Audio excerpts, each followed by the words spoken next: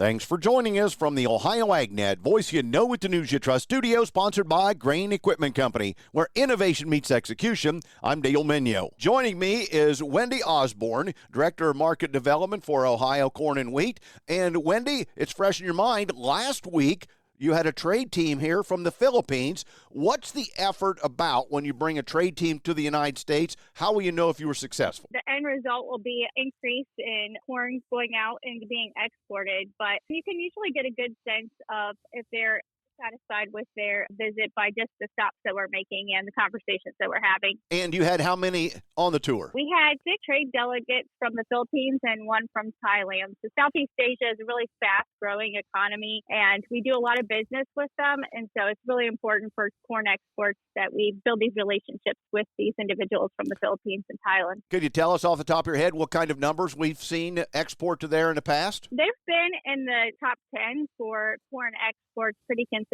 And again, it's just a growing market. The Philippines does raise domestic corn, but they don't raise enough corn to meet the demand. They have a very fast-growing pork and poultry industry, and so in order to meet that demand, they do need to import corn. Preferably, we hope that they import corn from the U.S. With the tour here and getting to see it, was there anything really particular? Were they concerned about droughts effect on the yield or anything else from the industry side? Are they really digging into anything in particular? Yeah, we just really try to highlight the quality of the corn crop because quality is really important, especially the quality of the corn and the dried distiller strains because they're big buyers of DDGs. And so we try to highlight that. And then also, we know that we've been impacted here in Southern Ohio by drought, and that's actually where we were. However, we have a huge corn crop in the U.S.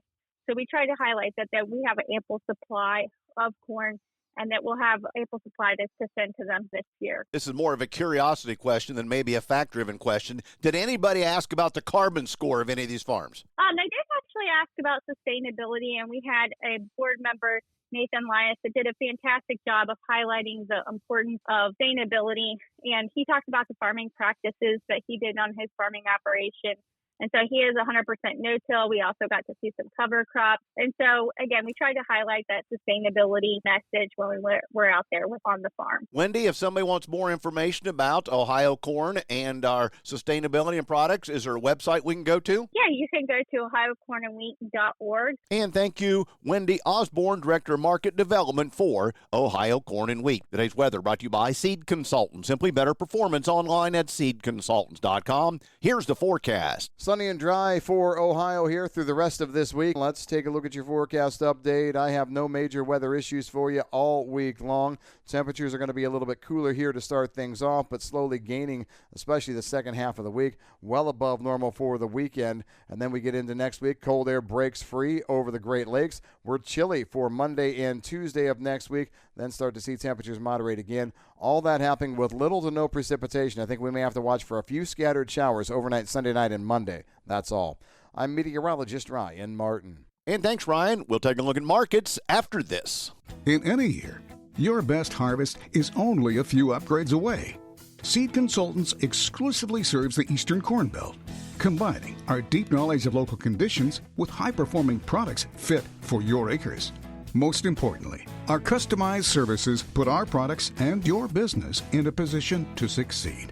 We help you start with better to grow your best. Visit seedconsultants.com to learn why our products and services are simply better. Time now for the Midday Market Analysis provided by Leist Mercantile and sponsored by Brandt, helping growers take control for over 70 years.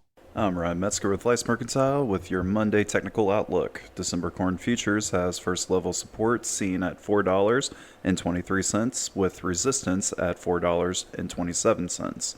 November soybean futures has first level support seen at $10.31 and resistance at $10.50. December wheat futures has first level support seen at $5.83 and resistance at $6. For bullish momentum, we need to see closes above these key resistance levels. Please visit our website, leistmercantile.com, to learn more about our grain marketing program and crop insurance services. And thanks, Ryan. Today's market's brought to you by Seed Consultants. Simply better performance online at seedconsultants.com. There are still some minuses, but not as bad as overnight and earlier today. In fact, December corn just jumped in up a quarter of a cent at $4.25. March still down a quarter of a penny at $4.41.5. In May down a quarter of a cent at $4.50 1/4.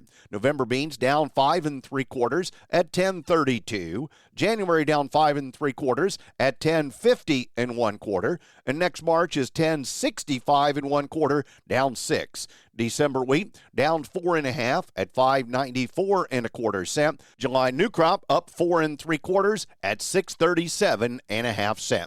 In livestock, the October cattle up 15 cents at $187.15. December down 15 at $186.85. October lean hogs down 20 cents at $83.82. December is up 32 cents at $76.47. November feeder cattle down 15 at $249.12. January up 7 cents at $244.45. Thanks for joining us. This is the Ohio AgNet.